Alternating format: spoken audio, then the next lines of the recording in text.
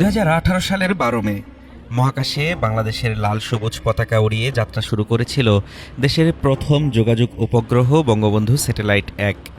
বলা হয়েছিল এটি হবে প্রযুক্তির মাইলফলক আর আয়ের বড় উৎস, কিন্তু 8 বছর পর হিসাব বলছে ভিন্ন কথা। নকশাগত ত্রুটি, ভুল স্লট নির্বাচন আর অব্যবস্থাপনায় প্রকল্পটির বিনিয়োগ উঠে আসা নিয়ে তৈরি হয়েছে বড় সংশয়। হাজার কোটি টাকার স্বপ্ন নিয়ে মহাকাশ পাড়ি দিয়েছিল বঙ্গবন্ধু স্যাটেলাইট 1, যার বর্তমান নাম বাংলাদেশ স্যাটেলাইট 1। 2,968 কোটি টাকা ব্যয়ে নির্মিত এই কৃত্রিম উপগ্রহটি ছিল ডিজিটাল বাংলাদেশের অন্যতম বড় বিজ্ঞাপন। লক্ষ্য ছিল বৈদেশিক মুদ্রা সাশ্রয় আর বিদেশে ট্রান্সপন্ডার ভাড়া দিয়ে বড় অঙ্কের মুনাফা অর্জন।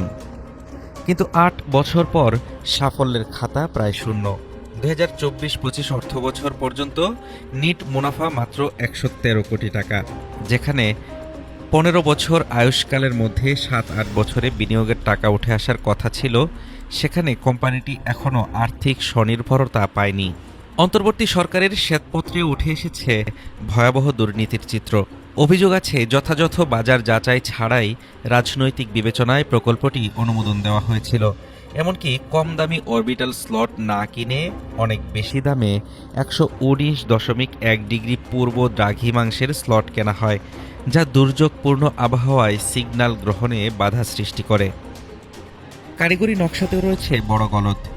কেইউ ব্যান্ডের ট্রান্সপন্ডারগুলো এমন ব্লকে ভাগ করা যে একটি বিক্রি করলে বাকিগুলো অব্যবহৃত পড়ে থাকে, ফলে আন্তর্জাতিক বাজারে থমকে গেছে এর বাণিজ্যিক বিস্তার।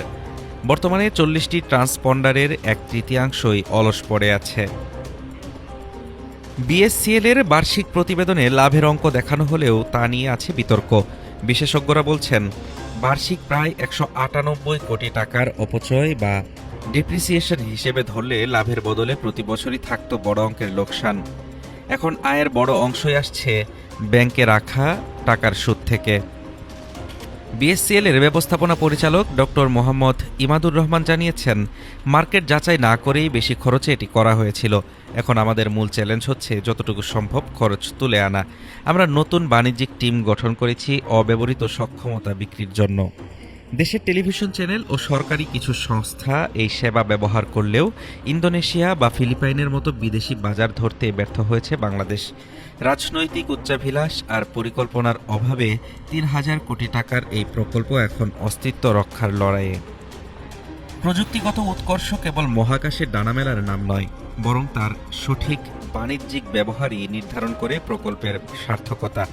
বঙ্গবন্ধু স্যাটেলাইট 1 কি পারবে তার সীমাবদ্ধতা কাটিয়ে আগামীর দিনগুলোতে লাভের মুখ দেখতে, নাকি এটি কেবলই একটি ব্যয়বহুল রাষ্ট্রীয় শৌখিনতা হয়ে থেকে যাবে? হাফিজুর রহমান তুষার, ঢাকা টুডে।